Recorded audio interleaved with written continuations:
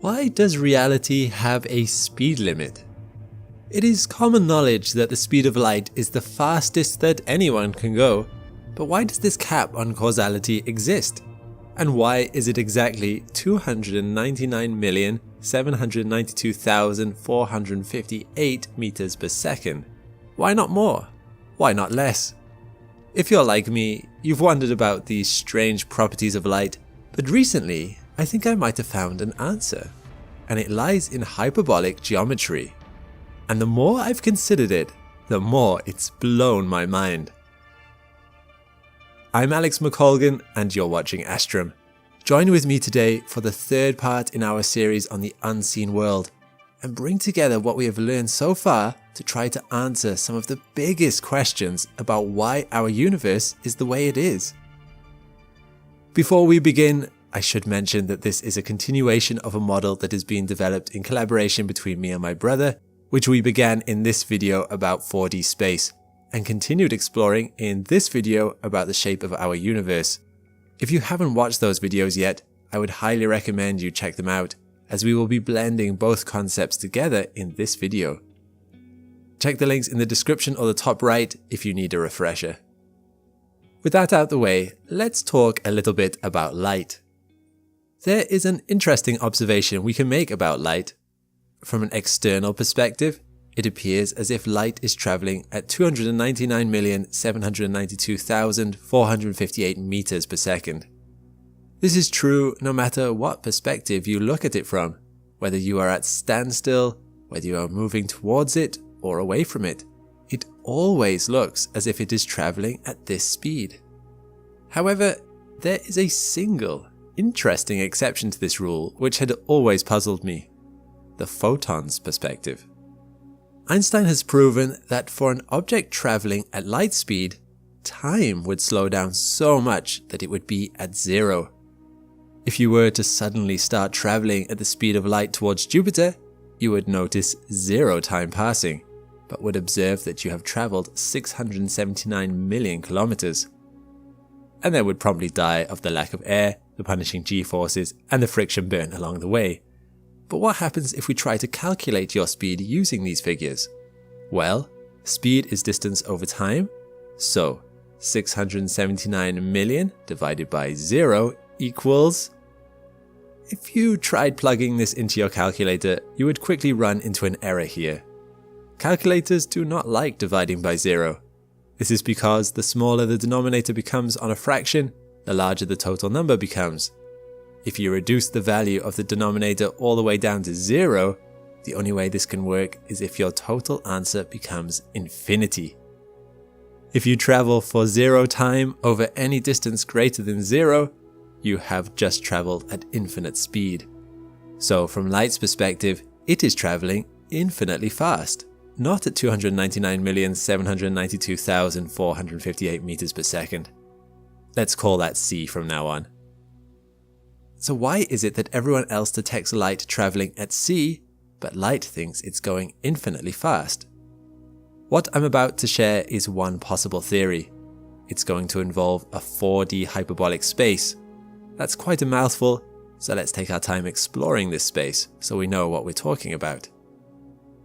To quickly recap on the rules of a 4D space, let's imagine that all of 3D reality has been compressed into a single flat line traveling horizontally across space. This leaves us free to make everything up or down in this space into the future or the past. To put it another way, the x-axis represents moving through space and the y-axis represents moving through time. This is how we can get the extra dimension, our fourth D. Here in 4D space, time is simply another direction we can go in. Hyperbolic might sound a little intimidating too, but simply put, all it means is that the lines diverge away from one another, always. This has the effect of warping space in a way our brains don't really process well, but essentially means there's more and more space the further out you go, but exponentially so. Other than that, traveling through this space obeys the same rules that traveling through 3D space uses in terms of the physics rules involved. Objects that start moving must be acted upon by another force or they will continue moving at the same rate. Objects at rest remain at rest. conservation of momentum is maintained.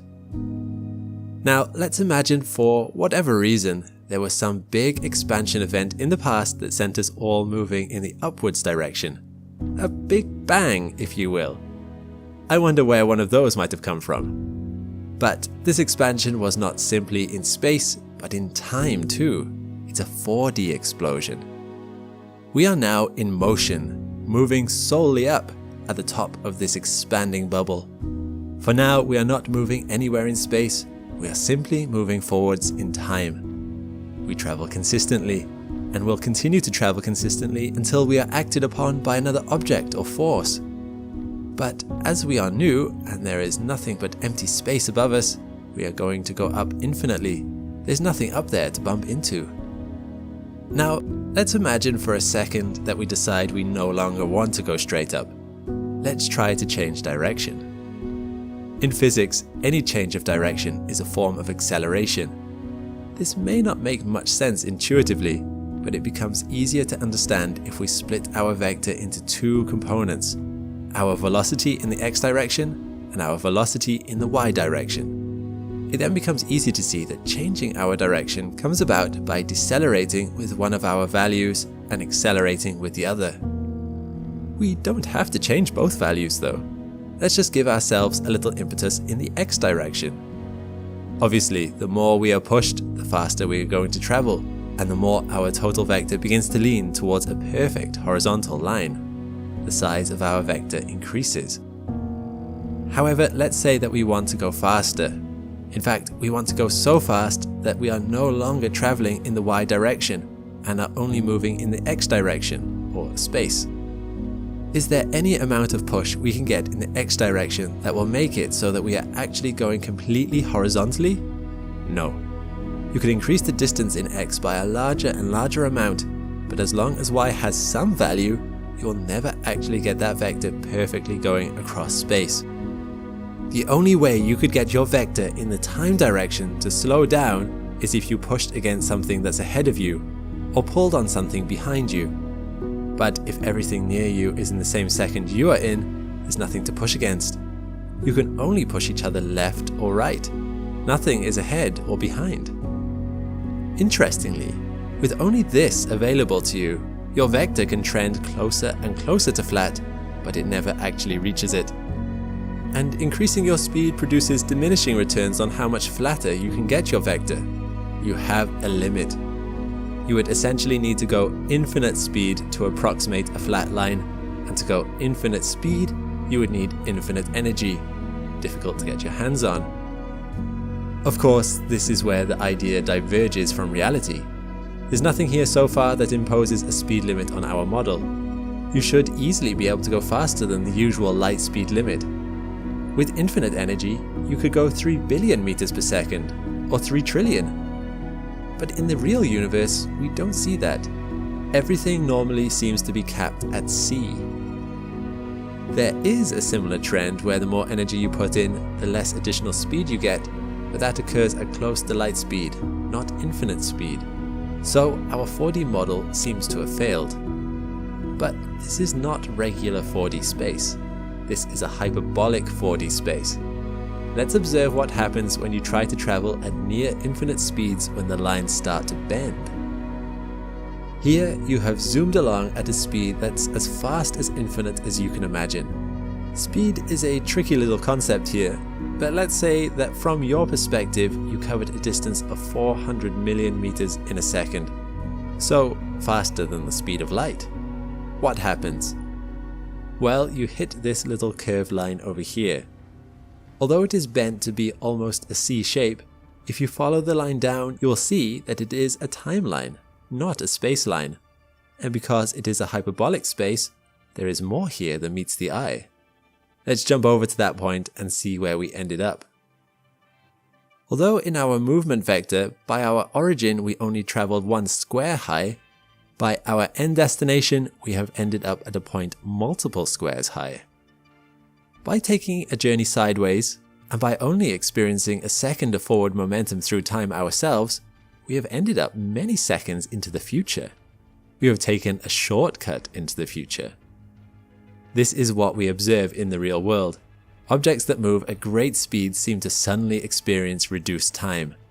They believe only a few seconds have passed, but far more time can occur to an external observer. And suddenly it really throws off our maths. Because how does an external observer record our speed? If we started at an origin point of 0, but ended at an origin point that's 10 seconds into the future, they have to say that we have travelled 400 million meters in 10 seconds for a speed of 40 million meters per second, far below the speed of light, no matter what we thought we were doing. Which is kind of like what light seems to be experiencing. And the faster you push yourself in the x direction, the more you encounter the warping effects of hyperbolic geometry, and the more it keeps pulling you back towards the speed limit cap of the universe. It will never let you exceed it. This explains why there is a cap to the universe. Not even light, which as far as it is concerned does travel infinitely quickly, would be able to overcome it, provided the base we were resting on was ever so slightly curved. As soon as the photon slid onto the plane that was space, it would get swept up in the curvature of this hyperbolic 4D space. It would trace the limit of it, true, but it would get caught in it. And then, from our perspective, it would start to look as if we were simply moving uniformly at a speed of c. After all, we would see it leave, and then we would time how long it would take to arrive at its destination. It doesn't matter for us that it believed it had arrived there instantaneously by taking a shortcut through time. We would just record it as having arrived after some time had passed. So there you have it. Why is there a speed limit for our universe? Perhaps because space is curved and our 4D space is hyperbolic. At least, so claims this theory. It is, it must be stressed, just a theory. It's possible that smarter people than me in the comments will explain why this is wrong. However, it does neatly explain to me why time dilation happens and why reality has a speed limit, which I find quite appealing. In fairness, perhaps the only way to test it would be to try to go faster than the speed of light, and we have never gotten close to that speed. The fastest a human has ever gone is 11,083 meters per second, when NASA astronauts returned in a spaceship from the moon. It would require incredible amounts of energy to travel c from our perspective. If it is true though, it would provide firm evidence that our universe really was hyperbolic in nature, and sadly quash any hope of us traveling backwards in time at any point. So, sorry time travel fans. But at least we can console ourselves that although we probably can't travel to the past, traveling through shortcuts to the future is definitely within the realms of possibility. How would the universe change if you approach the speed of light? What would everything around you look like? How would space and time act? The answer is a lot different from what you are currently used to.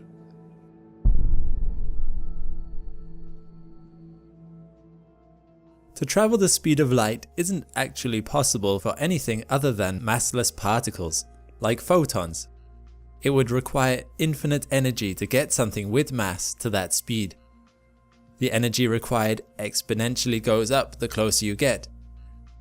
But there are instances of matter coming close. We've observed some particles traveling 99% of the speed of light. Now for you and me, we have no hope of ever approaching these speeds.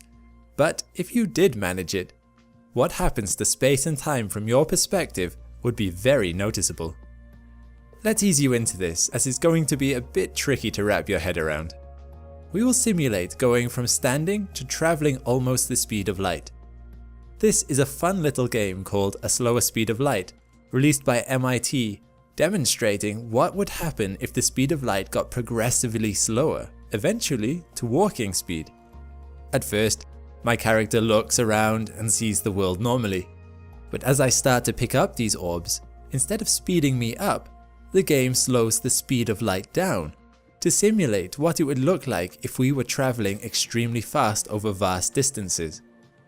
As the speed of light slows, what becomes apparent to you?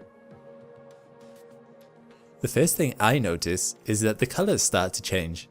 This is because of something called the relativistic Doppler effect. You see, when you look around and you see color on objects, This is because light is reaching your eyes at specific wavelengths. The longest wavelengths you can see are reds. The shortest wavelengths are violets. Beyond the range of our sight are the infrared and ultraviolet. But when you are going very fast, because of the Doppler effect, some of the wavelengths that were in the infrared and ultraviolet now shift to wavelengths you can detect. Suddenly, things that were invisible to us before become visible, like heat in infrared and fluorescent substances in ultraviolet. The faster you travel, the larger your visible range now becomes. Light does travel in waves, but it is also a stream of particles called photons. As you head into the flow of particles at speed, the more particles will hit your eye, making everything ahead of you brighter. On the other hand, if you look behind you as you travel forwards, everything will get darker because less photons are reaching you. This is known as the searchlight effect.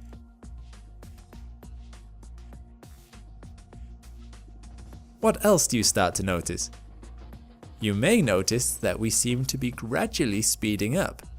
But actually, our speed always stays the same throughout the game. We are just walking like we were at the beginning. This is the result of special relativity, namely time dilation. One of the laws of the universe is that the speed of light is a constant. However, space and time are not, and can be warped. So when you are moving, two things change: your time and your distances relative to stationary observers. Let me explain. Time goes slower for an object that goes faster. This has been proven. If you have two clocks, one stationary and the other in rapid motion, say on a rocket, the times on each will go out of sync. This is why the times on satellites in orbit around Earth need to be occasionally adjusted, or they'd go out of sync with Earth-based clocks. Not by much, a few milliseconds per year, but they would add up eventually. The faster you go, the more time dilation happens, until, should you hit the speed of light, the rate of time reaches 0. This means photons, or light particles traveling the speed of light, are unaffected by the passage of time. But let's go back to how time dilation affects us in the game. Removing the lighting effects will help us see this a lot more clearly. Now remember, throughout the game, our walking speed stays the same. It's the speed of light that slows down as we collect more orbs. And yet, it seems that we move a lot faster towards the end of the game than at the beginning. What is happening here is that our time is going slower than everything around us. As a result, it's like the distances of space are shorter, meaning we get somewhere quicker from our perspective. In practice, this means that if we traveled in a vehicle that approaches the speed of light, we travel for 1 year at that speed, it all seems normal for us, but 10 years have passed for people on Earth. Should you actually be able to travel the speed of light, you could get anywhere in the universe instantaneously from your perspective, but on Earth, however far in light years your journey takes you, will equal the equivalent amount of years from their perspective. So, do you want to go 40 light years away and can travel the speed of light? You get there instantaneously from your perspective, but for people on Earth, you show up there 40 years later. Again though, in practice, light speed travel is impossible for anything made of matter. The last effect is a weird one. It's like our field of view changes. This is from the effects of the aberration of light and the Lorentz transformation. Light takes time to reach our eyes, and when we see anything, we are seeing that object in the past. Even now, you are watching this video with a tiny time delay, as light takes time to leave your screen and reach your eyes. As we move in the game, that object we are seeing isn't where we think it is anymore. You may have thought as you've been watching this video that I must be useless at computer games because I keep crashing into walls and missing orbs. But this effect means that I'm not standing where I think I am, because the more orbs I have, the slower light is traveling, so I actually need to start turning a little ahead of what I'm used to, which is difficult to comprehend while navigating. It's like playing with lag. This effect also means that I can see much more of my surroundings in one go. This animation helps show why. The light source is moving relative to me as I move forward. But because the beam of light takes time to reach me, I see where it was relative to me in the past. When there is a lot to see around me, it's as if my field of view increases the faster I travel, as I'm suddenly seeing all these objects as they were relative to me in the past. Light, space, and time get more complicated still, but I won't delve into it in this episode. All I can say is that I'm glad light appears almost instantaneous for us. This game was a bit of a thought experiment to see what the world would be like if light was slow, but it hasn't even gone into the other really problematic scenarios, like Earth traveling around the sun at the speed it does, how all our electronics would be affected, and other major issues. In the opposite vein, us being able to approach the speed of light would be beneficial for traveling large distances in short times. However, time is passing normally for people on Earth, meaning traveling anywhere in the universe and coming back again could be possible for you, but Earth would look a lot different on your return, with years, decades, millennia, or more having passed depending on how far you went. On your journey, due to the various effects, outside your ship everything would look warped, your field of view would be greater, a greater range of light wavelengths become visible, and in front of you would be much, much brighter.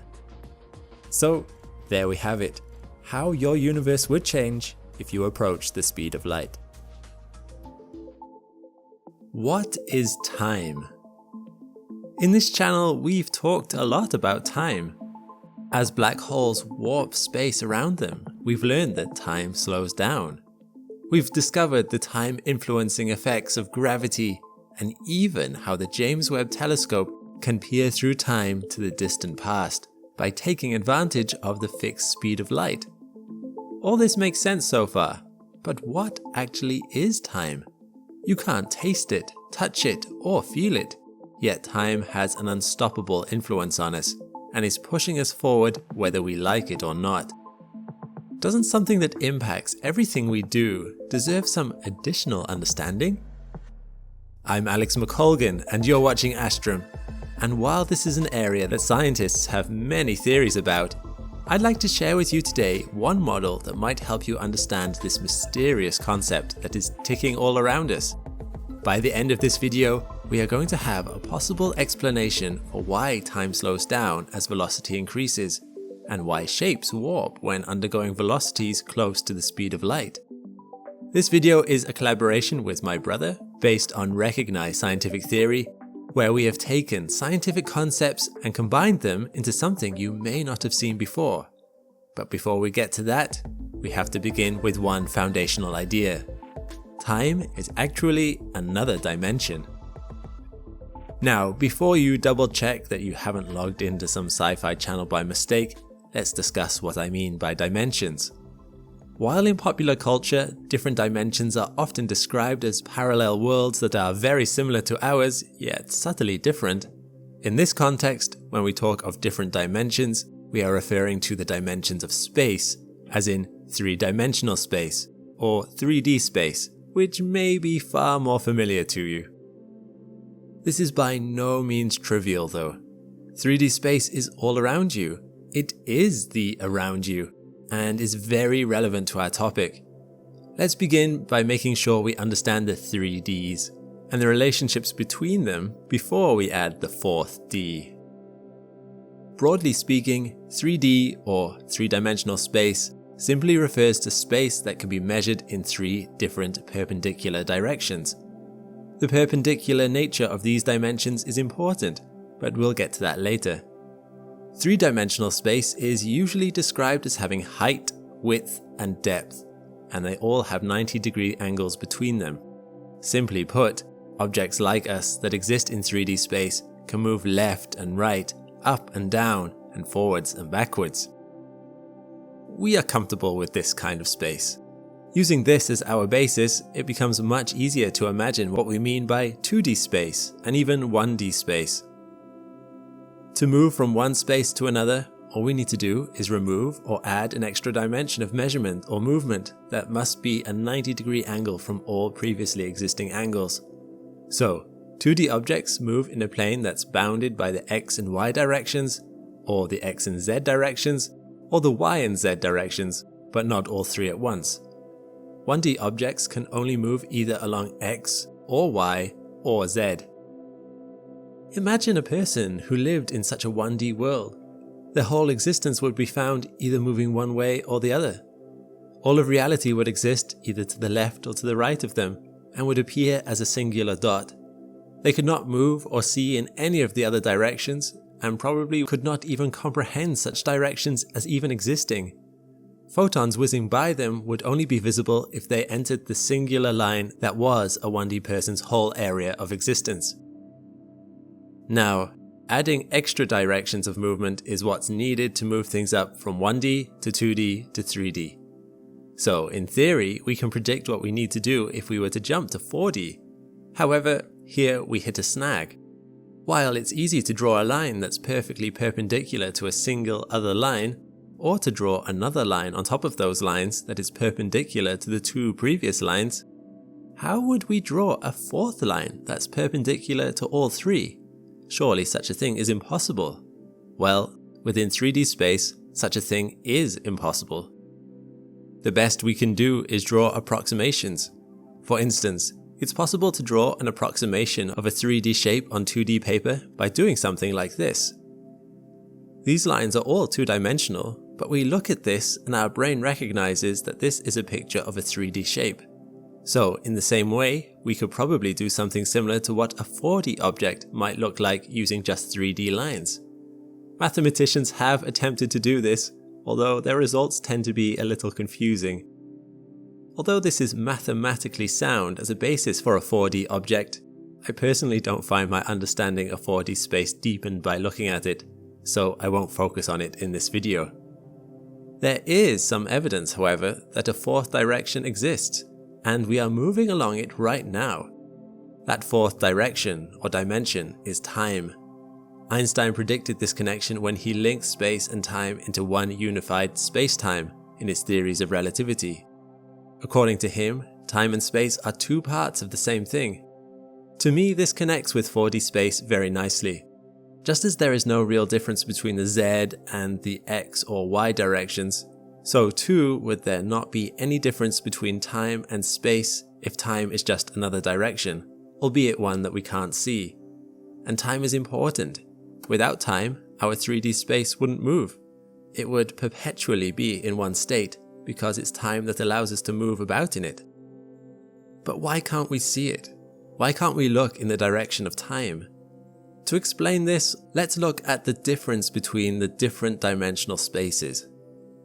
We best notice this when we consider what 2D objects might look like if they were to move around in 3D space. This is where we start to delve into the model. Let's begin by visualizing a standard 3D space. But because we want to eventually see all of space and time in one model, let's cheat a little. Let's compress all of 3D reality as we know it into a flat, two-dimensional place. In this plane, let's make that our XY plane, which we will label space, which frees up the Z dimension for time. In this model, all 3D people are now just 2D. A 2D person could exist and live their lives in the place marked space at the bottom of our chart. However, by moving them up on the chart at a constant rate, they are also moving through time. Let's for ease and convenience say that the top of our diagram is the future, while the bottom is the past. So the higher up our 2D person goes in this diagram, the older they get. As we don't seem to have a whole lot of control over our ability to travel through time, let's imagine for a second that our 2D person travels upwards at a constant rate, as if there is some consistent force or wind at play pushing them upwards towards the future. Sadly, we cannot slow down time for ourselves simply through willpower, no matter how much we might want to do so. However, it is misleading to say that we can't change it at all. The faster we travel in space, the slower we travel in time. This is one of the guiding principles of Einstein's relativity. This model can express this idea through the power of vectors. As our 2D person tries to move to their left or to their right, their vector of travel changes. While traveling at a fixed rate, like a sail on a ship catching a breeze, we can only go as fast as the wind takes us, so the vector coming out from their front must always remain the same. To travel the fastest through time, our 2D person must orient his vector completely in the future direction or upwards. However, if they are to travel any amount in either direction to their sides, they can only do so by pointing their vector away from their direction of travel. They have motion in the x direction now, but they have done so by reducing their motion in the z direction. They are moving through space, but at the cost of moving a little slower through time. Taking this to its furthest extreme, our individual has completely flipped on their side and now only has motion in the direction of x and none in the direction of z. They have velocity in space, but not time. So I suppose this implies our vector is the speed of causality, or the speed of light. If this is the speed we're talking about, then moving at low speeds through space would not have any noticeable difference in our speed through time. We'd have to go really fast before we started to notice anything. The vector still mostly points upwards. An interesting result of this model is that, from the 2D man's perspective, nothing has really changed. He has his own view of what reality is. For him, the vector coming out of his chest is still time. The dimensions of the plane he's lying flat on is his space. To him, it's the rest of the universe that's gone a little weird, but he himself is perfectly normal. However, once he reorients himself, it is clear that the rest of the universe has moved on without him. This is clearer if we add a second 2D person.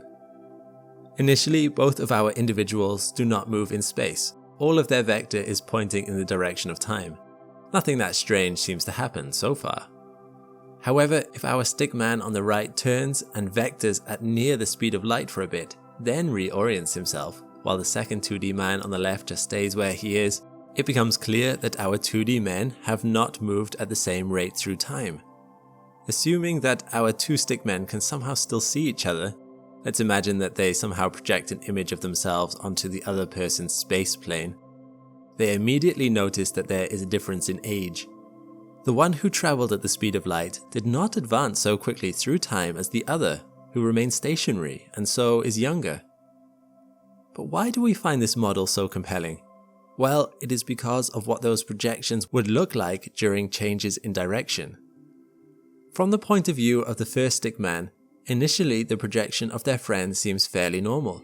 However, as they start traveling very quickly in space, and their vector oriented in a direction away from time, a 2D shape reveals its inherent flatness. And from a face-on perspective, it goes from this to this. The speedily traveling stickman appears to flatten, with an effect that's more pronounced the faster they go, and the flattening takes place in the direction of their travel. The stickman who remains stationary might wonder at the strange change that is occurring to their friend, never comprehending that it represents a reorientation of a 2D figure in 3D space. Now, what captures my imagination about this is that this same thing happens in real life. According to Einstein's theories of relativity, objects traveling at great speeds in 3D space would appear from an external observer to flatten in the direction of their travel. This squishing effect happens exactly in line with this model, and is to do with time dilation. However, from the person who's traveling's perspective, they do not flatten, but it is the rest of the universe that warps. I talk about this in greater depth in another video of mine, where we can see the effects of spatial warping in a computer model. From their perspective, everything would stretch at the edges of their vision, while their destination would seem further away, which is again what this model would predict.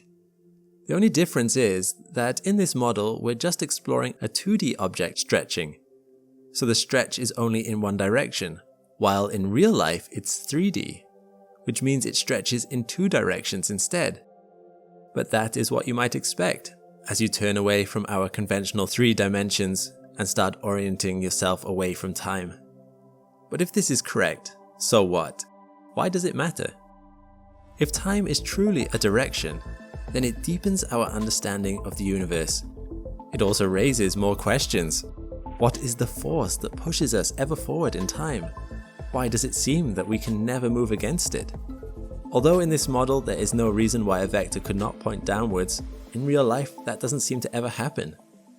This model also answers the question of, if time is a direction, what is our shape in time? Does part of us protrude into the past or into the future? According to this model, that does not happen. We are flat pancakes in the fourth dimension, pennies that look round when you look at us head on, but revealing our thinness when we turn away from you. That's a strange thought, but it may just be true. This might explain why we are unable to see through time. We just don't extend enough in that direction for it to be visible. Your form might be quite different than you first thought. Of course, this model is just a theory of ours, although we have tried to base it on scientific observations and conventional theory. But what do you think? Does this model help you make sense of time as a fourth dimension? Please leave your ideas in the comments below on the nature of time and what it might actually be instead. I hope to explore more strange concepts like this in a new series called The Unseen World, where I want to explore the shape of reality around us. While it's normally invisible to us, the shape and dimensions of the universe can explain why things are the way they are, and I'm excited to explore it with you. If you are interested in it, let me know. Light is so much stranger than you might think. Sure, it may seem simple enough, traveling around the universe, delivering energy from one place to another. It helps us see. It provides life to plants, and thus to our planet generally. It has a reputation for being very fast. And yet, for a source of energy that has become synonymous with greater understanding, light is surprisingly difficult to understand. Light helps us see other things better, sure, but when scientists tried to look at light itself, it was surprisingly difficult. No, I don't mean that they started staring into any lamps. Please don't do that at home. But experiments in the last 200 years or so have proven that what light appears to be and what light is are actually two different things. For one simple reason. Annoyingly enough, light behaves differently when you're not looking at it compared to when you are. What is the true nature of light? Why is it behaving strangely when we're not looking? And what does it say about how the universe really works? I'm Alex McColgan and you're watching Astrum, and in today's video it's time we try and find out.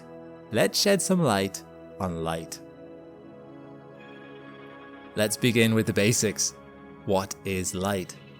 In the early 1700s, Isaac Newton theorized that light was made up of tiny little particles that he called corpuscles. But in 1801, nearly 100 years later, a man named Thomas Young discovered that light must actually be more wave-like than particle-like. He proved this using an important method known as the double-slit experiment. He set up a source of light and shone it through two narrow slits onto a board. Young noticed that rather than getting two bands of light on the other side of the slits, a strange striped pattern was forming. This was known as an interference pattern, and was incontrovertible proof that light had been traveling as a wave. Why? Let's talk about waves for a moment. When waves travel, they oscillate up and down. But when two waves try to oscillate the same point in space at the same time, you get something known as interference. Imagine you had a bathtub with a rubber duck sitting on the surface. Two waves reach the duck at once. One wave tries to raise the duck up. At the exact same time, the other wave tries to drop it down. What happens? Provided the waves are of the same magnitude and are perfectly out of phase, they will cancel each other out, and the duck would not move at all. This is called destructive interference. Similarly, if the waves both tried to raise the duck up at the same time, the duck would be raised twice as high. This is known as constructive interference. Because waves tend to expand in a circle, two waves next to each other will start to both constructively and destructively interfere with each other. Here are two waves in water. See these lines? these calmer patches are where the waves are cancelling each other out. This is the effect we see with light travelling through the two slits. As the light from one slit propagates, it cancels out the other wave of light at certain points, creating the interference pattern that Young noticed on the board. So the mystery was solved. Light was a wave and not a particle. Except, there is more to this experiment than meets the eye. Let's fast forward another 100 years to 1905. Scientists around this time had become puzzled by something known as the photoelectric effect. It turned out that when you shone a light on a metal surface, electron-like particles were coming off it. This was deduced to be because electrons in the metal were getting knocked off it by the increased energy the light was imparting. Imagine it like a fruit on a tree. If you pull the fruit off the tree, you need to use a certain amount of energy. Once the energy is greater than the strength of the fruit's connection to the branch, the fruit pops off. This was happening with the light and the electrons. Once the light hit an electron and gave it enough energy to pass the threshold, it broke free from the metal. However, what surprised scientists was that if you increased the intensity of the light, they had expected the electrons to be knocked away faster. If you pulled the fruit off the tree harder, it would come off faster. More energy equals more departing kinetic energy. However, this did not appear to be the case. Instead, increasing the frequency of the light increased the velocity of the departing electrons. The intensity of the light didn't affect the departing electron's velocity at all, but did affect the quantity of electrons being emitted. It was a bit of a puzzler. Albert Einstein was the man who solved the puzzle. He deduced that light must be traveling in little packets of energy, so sending more of them, increasing the frequency, was the only way to increase the energy going to the electrons. He called these packets photons, and later earned a Nobel Prize for his work. Light, it seemed, was more like a particle again. Or both a wave and a particle at once? Of course, even this is not the full picture. To be honest, we aren't completely sure about the full picture even now. Instead, we have more results that are contradictory. Let's go back to the double slit experiment. Armed with the knowledge of photons, physicists once again took a look at the double slit experiment. Experimental techniques had improved in the last 100 years, and it was now possible to emit a single photon of light at a time. So, the double slit experiment was done again. This time, only a single photon would be sent through the slit onto a detector on the far side. When this was done, the detector registered the arrival of the photon at just a single point. So, light was behaving like a particle again. But then, why had it interfered with itself in the previous version of the experiment? Scientists had an idea. They sent through multiple photons, one at a time, and plotted the result on the detector. And this is where the result became really strange. Once again, the detector started seeing the photons arriving at single points, one at a time. But bafflingly, the arriving photons started creating a pattern. It was the interference pattern, the proof that light behaved like a wave. But strangely enough, this was only occurring when a single photon was going through at a time. Somehow, the single photon, which was leaving the detector like a particle and was arriving at its destination as a particle, was apparently in some way traveling through both slits at once, enough to then interfere with itself on the other side like a wave. If light was just a particle, then when it went through the slits, you wouldn't see this pattern. You would only see two blobs of light, one for particles that went through the slit, and one for particles that went through the other one. And yet, here was the interference pattern with its multiple lines of light disproving that. Scientists tried to pin light down. They set up the experiment, but this time with two more detectors at the slit, so that scientists could observe whether it was indeed passing through both at the same time. It didn't. But at the same time, it stopped creating an interference pattern on the furthermost detector. And from this, scientists began to realize something. Light cared about being observed.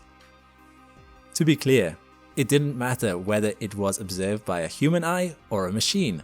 The moment light was interacted with in some way by any particle, which is the only way we can detect light, there's no other way to observe it, it started behaving differently than if it hadn't been detected at all. It was if light was snapping into focus anytime the universe asked it the question of where exactly it was, when without the scrutiny it appeared to relax into something a little more nebulous. Bizarrely enough, this seems to imply that light actually is more like a wave of probability rather than any discrete particle or wave. Anytime it was asked where it was, it confidently provided a definitive answer. It was at this point on the detector. It was not at any other point. But with no one checking up on it, light seems to be traveling in all directions at once, in accordance with certain probabilities. If you ran the experiment multiple times, you could quantify those probabilities, discovering that it was more likely to be on the bands of the interference pattern and less likely to be in the gaps. But anytime a single photon of light was asked, it gave an answer that was 100% concrete. This is highlighted through something known as the three polarizer paradox. Consider for a moment a pair of polarizing sunglasses. Obviously, these reduce the amount of light that can pass through them, usually by about 50%, depending on the type of lens and the wavelength of light. They work by being formed of thin chains of molecules that run lengthways across the lens. Any light that oscillates in the same orientation as this lens gets absorbed. Any that is perpendicular to the chains can pass through without trouble. The interesting case occurs when a single photon is passed through an orientation that's diagonal to the lens. In this case, you don't get half a photon going through. Apparently, you can't just absorb part of the oscillation that is parallel to the lines and let through the other part that is perpendicular. Instead, the photon snaps into either the one orientation or the other. It either is completely absorbed or passes through entirely, but now with a new perpendicular polarization to match what it would have had to have been able to pass through easily. How do we know that the photon wasn't this orientation all along? Because of what happens when you start adding more lenses. When you place a second lens behind the first, you can block out the light entirely, provided the two polarizations are perpendicular to each other. Let's say we rotate the second lens 90 degrees compared to the first one. Any light that gets through the first lens has a 0% chance of getting through the second, like trying to post a letter through a chain-linked fence. As a result, we see only black. But add a third lens and place it at a 45-degree angle between the other two, and bizarrely, light starts making it through all three lenses again. This may seem counterintuitive. How does adding more blockages increase the amount of light that makes it through? But this result actually rules out the possibility that the light has a fixed orientation. It must be snapping into focus at each new lens, rolling a quantum dice each time to see if it was the right orientation all along or not. If it makes it through the first lens, a 50% chance, it only did so because it was oriented perfectly perpendicular to the lens's polarization, which means once it reaches the second, it's coming at it from a polarization that's diagonal. So once again, there's a 50-50 chance that it makes it through. It rolls a quantum dice again, and once again has a 50-50 chance of proceeding. If it gets through this hurdle too, then it again snaps to the new orientation, as if it were that new orientation all along, which it obviously wasn't. Which means that now it's polarized diagonally relative to the third lens, meaning that it now has a final 50% chance of getting through. Of course, some photons do not make it through all three of these probabilistic gauntlets. Only about 12.5% of them make it. But that's more than 0%, which is what was happening previously when you only had two lenses. Light likes to behave in discrete quantities. It is quantum. It seemingly snaps to a discrete value when observed, and honestly, we don't really know why. If you think about a wave, there is no reason why you couldn't simply have half a wave. You could half it again and again an infinite number of times and still have an answer that makes mathematical sense. And yet, it seems that down on a low enough quantum scale, you can't half light past a certain point. You can't have half a photon, or even 1.5 photons. And if you try to do so, the photon instead snaps to one or the other nearest integer, based on probabilities, but only when it's asked. Otherwise, it's quite content to exist probabilistically, interfering with itself like a wave as it travels along, before jumping to an answer when later asked exactly where it is. What is going on here? This is still being theorized about. The closest comparison we have to it is something known as harmonics, where on a bounded string, only a certain number of waves can exist. On a guitar string, you can have one wave or two or more, but never a number that isn't a whole number. It seems that light works in the same way. Perhaps something pinches the beginnings and the end of the path light travels down, although what this might be and what mechanisms drive it are unknown as of now. Fundamentally though, perhaps the craziest thing about all of this is that this isn't just about light. Although we focused on light behaving like a wave and behaving probabilistically, all particles of matter do the same. Light is just another form of energy, and energy and matter are linked. Particles of matter, atoms, and even complex molecules have been shown to have wavelengths. Electrons are just as quantifiable and just as driven by probabilities as photons are. We are apparently all driven by probability if you scale things down small enough. So what is everything truly made of? What makes up energy and matter that causes it to behave in the way it does? What is going on under the hood of reality? Why is the universe behaving different when looked at compared to when not? And what does it imply to think that even you are on some level probabilistic? What this all means is anyone's guess. The person who figures it out will be the Einstein of our time. But for now, all we can say is that when it comes to reality, it seems the universe is playing dice. You and the world around you might be a lot less certain than you might have thought. Light may seem instantaneous to us, but over astronomical distances, it's really quite slow. RS Puppis is a variable star tucked into a nebula, and being a variable star means it pulsates in brightness over time, in this case 41 days. And incredibly, because light is so slow over these vast distances, you can watch the light move through the surrounding nebula in what is called a light echo. Every time the star peaks and dips in brightness, you'll see a new crest of light move away from the star through the nebula. This is a real Hubble time-lapse taken over several weeks. This is not CGI. You may have noticed this video didn't have any sponsors, and that's because it was brought to you by our astronauts on Patreon. Consider joining our Patreon to keep these videos thriving, even when they're sponsor-free. It's the reason we can research deep into the topics we love, without cutting corners or chasing clicks. Every new astronaut allows us to explore bigger ideas, and make every upload even better than the last. So if you've ever thought about being a bigger part of this channel, join the crew to power Astrum and keep space curiosity alive.